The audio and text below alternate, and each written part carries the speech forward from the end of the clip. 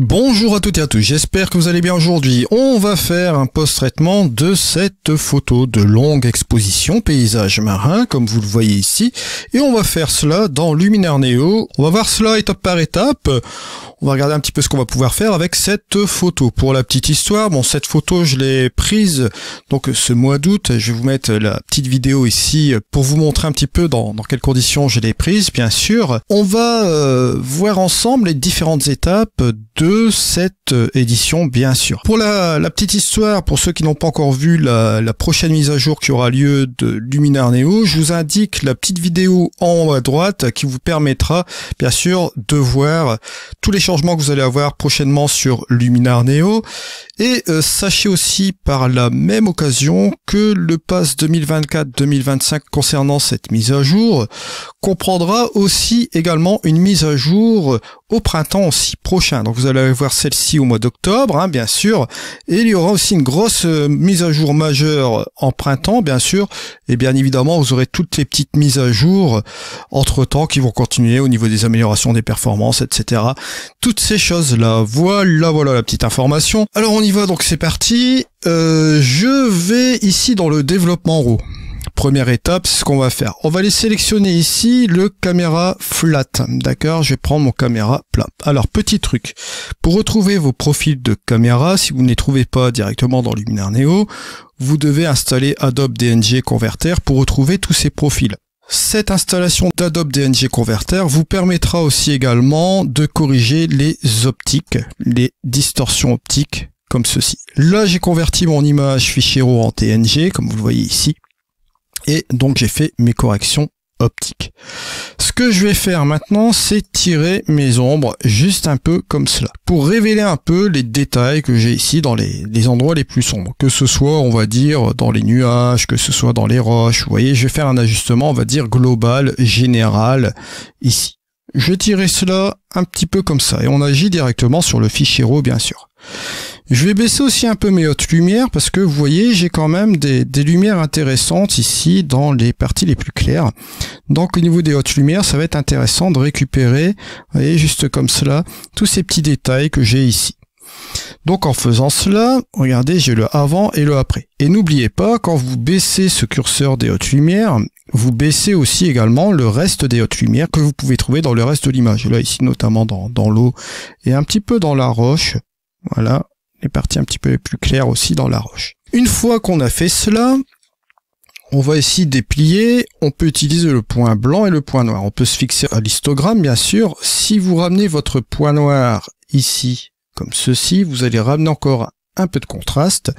Et là, bien évidemment, si on ramène le point blanc comme ceci, regardez, on va éclairer un petit peu la scène comme cela. Hop, juste comme cela. Alors au choix, regardez, on peut faire cela comme ça. Mais moi, j'ai une petite astuce à vous montrer parce que vous voyez que là, bon, si on va trop loin, forcément, on perd du détail aussi dans les hautes lumières, comme cela. Je vais vous montrer une autre petite astuce qui va être plus sympa, c'est d'utiliser la courbe, tout simplement. On peut utiliser la courbe. On peut tout simplement prendre un point dans les tons moyens et monter ici les tons moyens, juste un petit peu comme ça, mais un peu, pas beaucoup. Voilà, juste comme ceci. Et notez rien qu'avec ces petits ajustements-là, hop, on a le avant et on a le après. Et vous voyez que ça nous donne un côté un peu plat de l'image, bien sûr. On peut rajouter du contraste ici dans notre image, mais moi je vais utiliser un autre outil dans Luminaire Neo que nous allons voir après.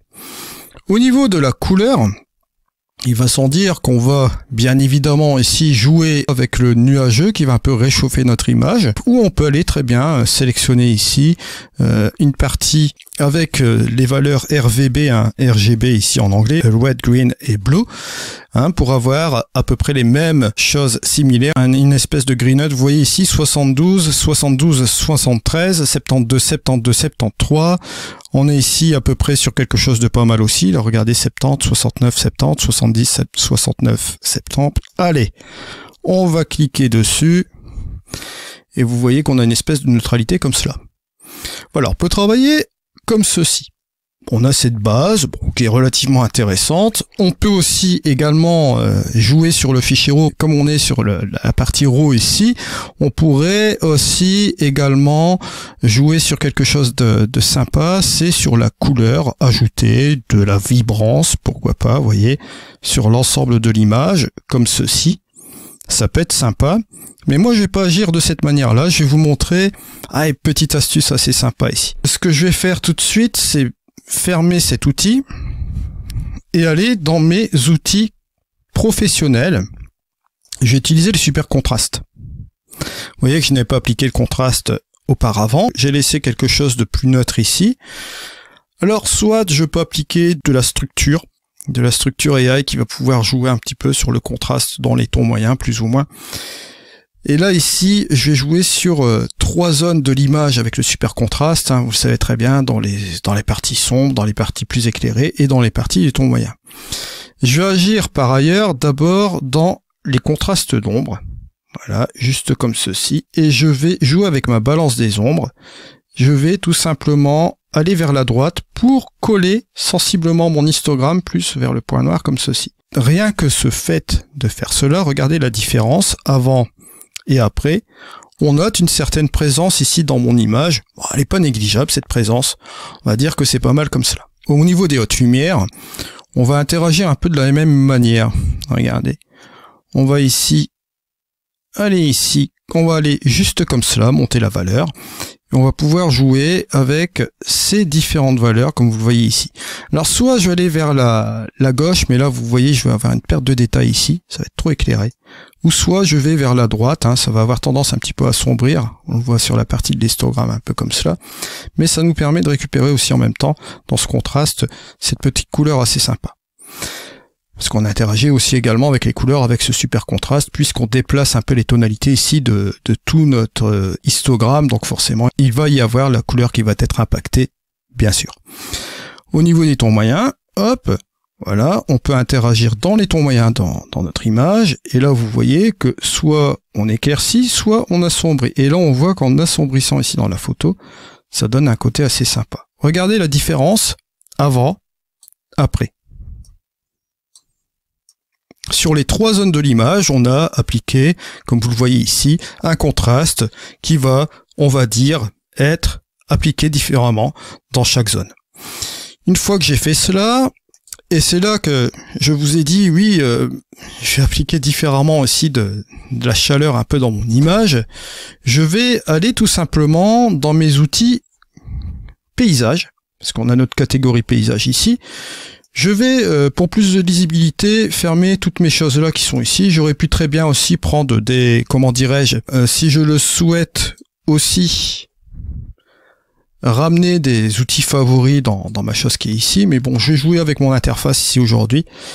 Je vais aller dans le paysage. Je vais monter mon heure dorée, juste comme cela. Alors là, ça va être excessif. Vous vous doutez bien.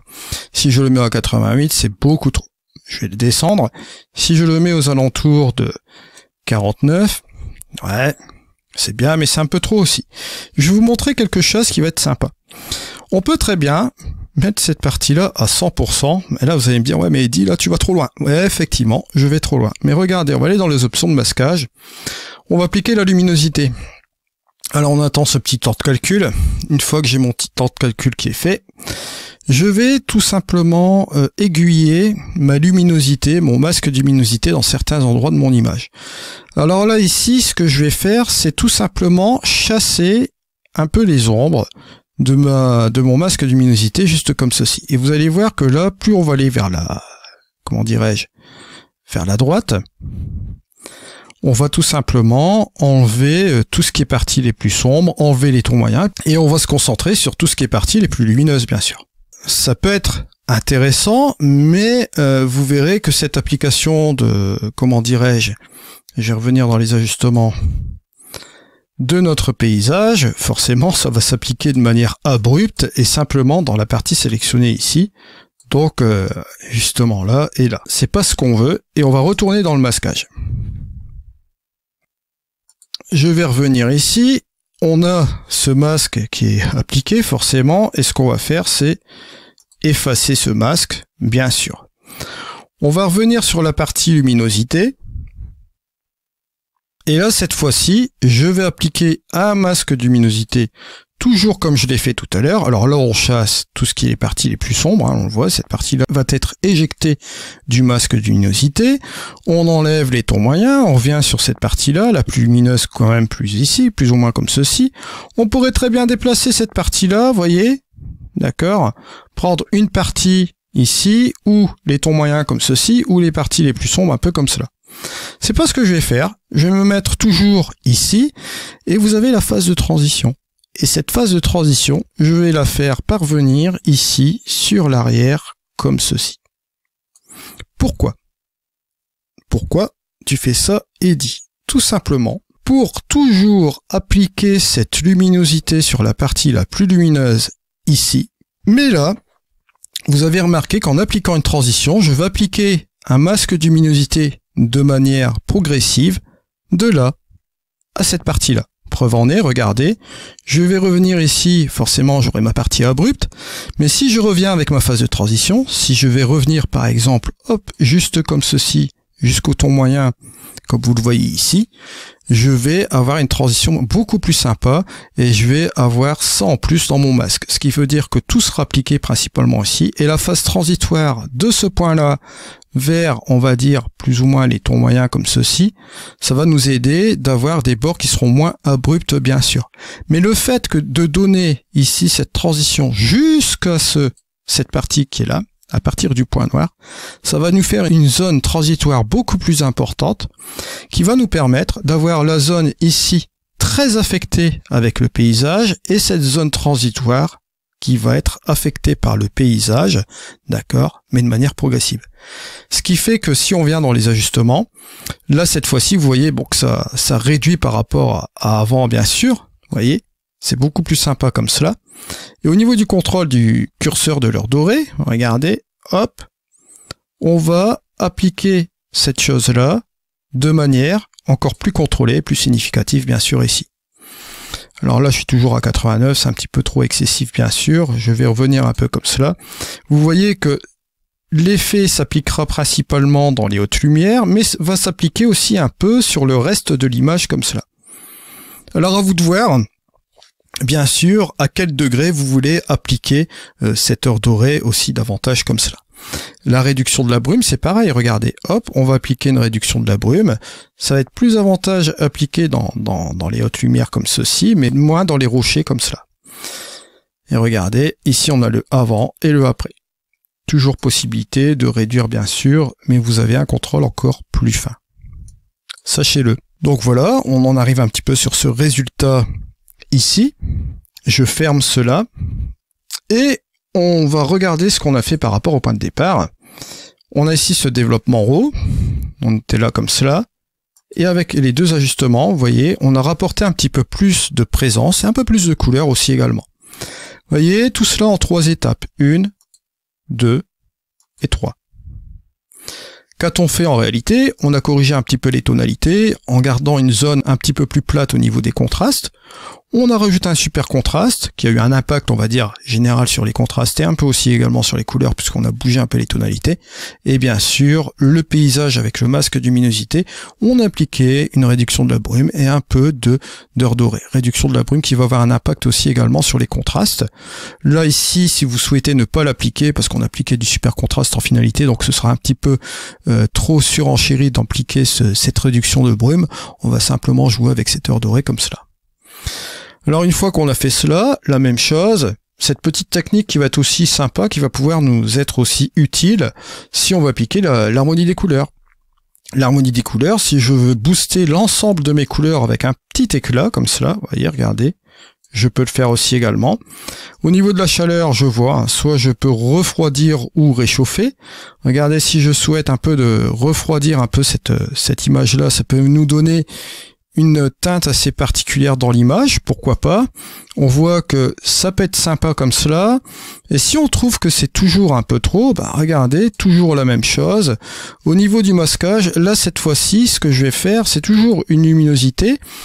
Et regardez, je vais appliquer la même technique que je vous ai montré tout à l'heure, mais là cette fois-ci, je vais tout simplement hop, directement à partir des ombres, et cette phase transitoire, à partir des ombres, va s'appliquer aussi sur le reste de l'image. Donc ce qui veut dire que cette transition va donc nous être proposée d'ici à là, et dans cette partie-là, dans la zone d'ombre, comme vous voyez ici, ce sera là où ça va s'appliquer le plus, bien sûr au niveau de cet effet de la couleur. Et si je reviens dans mes ajustements, regardez, on a ici le avant et le après, vous voyez que cela se fait progressivement, essentiellement dans les ombres, bien sûr, on le voit aussi également dans les nuages, un peu dans les tons moyens, on voit essentiellement dans les ombres, bien sûr, et dans la phase transitoire, on trouvera bien sûr les tons moyens et la haute lumière. Si je reviens un peu dessus, regardez, je peux tout simplement bien contrôler ce qui se passe dans mon image. Je peux y ajouter des choses intéressantes au niveau du contrôle, rien qu'avec cette luminosité comme cela.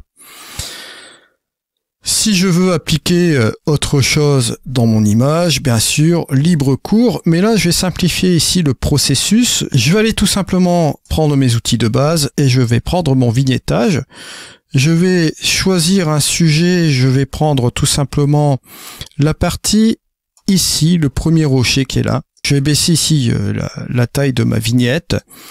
Je vais appliquer forcément une taille beaucoup plus conséquente. Réduction, voilà. Et je vais appliquer une progressivité juste comme cela. Et vous voyez que là, je vais revenir tout doucement. Voilà. Juste comme ceci. Libre. À nous, si on le souhaite aussi, on peut rajouter une petite lumière interne pour donner un peu plus d'importance ici sur le premier plan qui est là. Et là, regardez, on a ici le avant et le avant et après, juste comme cela. Et si on fait notre petite différence, vous voyez ici on a le avant et le après. Vous voyez qu'on n'a appliqué pas grand chose au niveau des modifications. Nous avons appliqué tout simplement le développement en haut, du super contraste, le mode paysage avec le masque de luminosité en heure dorée, l'harmonie des couleurs et le vignettage. Juste comme cela. Alors bien sûr, vous avez aussi d'autres outils dans Luminar Neo, dans l'amélioration de la pénombre, qui peut nous apporter aussi quelque chose de différent, si on le souhaite, bien sûr. Alors pourquoi pas? Alors bien sûr, ce que je peux faire, c'est revenir en arrière, et garder tout simplement ma modification que j'ai faite avec le développement en haut comme ceci. Et je peux employer, si je le souhaite, l'amélioration de la pénombre pour gagner du temps. Ça peut être aussi une possibilité. Vous voyez, j'ai toujours ma base du développement en haut. Là, cette fois-ci, je peux appliquer un ajustement de la pénombre. On va ici appliquer cet outil. Voilà, et regardez. Si vous regardez bien la petite différence ici, hop, on a la possibilité d'apporter quelque chose à l'image, quelque chose d'intéressant. Après, on peut déplier l'outil. Je vous rappelle, si vous n'avez pas vu, comment dirais-je, l'épisode que j'ai fait complet sur cette fonctionnalité de Luminar Neo, vous pouvez aller voir l'épisode que je vais vous mettre en haut à droite, bien sûr. Et donc, vous voyez que là, bon, on a différents presets. D'accord, on a la possibilité d'appliquer le doré, d'appliquer le rosé, bon, juste comme cela, d'appliquer ici l'émeraude, d'appliquer le mauve, comme vous l'avez vu, ou d'appliquer ici le bleu pour faire une petite simulation aussi comme ça. On peut bien évidemment changer, comment dire ça, le masque, hein, bien sûr. On peut changer l'horizon du ciel, on peut rajouter ici, améliorer le masque comme vous le voyez ici. D'accord, là il n'était pas parfait, donc là je l'ai mis à 100. Vous voyez que le masque c'est mieux attribué comme ceci. Vous avez même comblé les espaces vides. Ça ressemble un petit peu, si vous préférez, à, comment dirais-je, à l'outil que vous avez dans du remplacement de ciel. Et là ça vous permet de rajouter, bon pourquoi pas, quelque chose d'intéressant ici dans l'image. Bon là bien évidemment c'est pas approprié, on va dire plutôt en doré, ça peut être super sympa comme cela, vous voyez. Ça peut apporter quelque chose en valeur ajoutée comme ceci. Pourquoi pas. Et vous pouvez changer, bien sûr, regardez l'aurore, ça peut jouer sur l'intérieur ici de notre image, ça peut être super sympa. Vous avez la possibilité de jouer avec les différentes fonctionnalités que vous voyez là. Et ensuite, bien évidemment, une fois que vous avez terminé cela, on peut très bien appliquer de la structure ici. Ça peut nous donner une petite idée comme cela. On peut appliquer du masquage. Là, cette fois-ci, je vais prendre une sélection d'objets. Avec la structure, je vous montre un petit truc. Je vais appliquer cela sur ma partie du rocher clé là, la partie ici, cette dernière que vous voyez là. Bon, je vais ajouter. Je note que la segmentation s'est améliorée aussi quand même un peu sensiblement au niveau du masquage dans chez Skylum ici. Bon, voilà. On va dire que c'est pas mal comme ça. Au niveau de mes ajustements, vous voyez que j'ai appliqué de la structure juste comme cela. Une fois que j'ai appliqué la structure comme vous le voyez là, ce que je peux faire, c'est aller directement dans mes super contrastes. Je peux appliquer une petite dose de contraste ici dans mon image. Un petit peu de contraste moyen, voilà. Et aussi dans les hautes lumières, un peu comme cela. Vous voyez, juste comme cela. Et on en arrive un petit peu sur ce résultat-là. Et je vais remettre ma petite vignette que je vais aller mettre ici. Je vais réduire tout cela. Je vais jouer sur une progressivité, une petite lumière interne bien sûr. Je vais revoir sur ma taille, la réduire encore davantage et revenir sensiblement comme cela. Voilà. Je peux même revenir un peu sur cette pointe-là, ça peut être plus intéressant comme cela. Regardez, ici on a le avant et le après. Et si on regarde les différentes modifications, je reviens sur mon développement RAW, l'amélioration de la pénombre, la structure qui a été essentiellement mise sur les roches, un ajustement global sur les super contrastes et un vignettage comme ceci. Et n'oubliez pas que vous avez tous mes pré-réglages, les presets qui sont disponibles sur le marketplace de chez Skylum. Je vous mets tout cela dans la description de la vidéo, bien évidemment. Je vous remercie de m'avoir suivi. On se retrouve dans une prochaine vidéo. C'était Eddy. Allez, au revoir.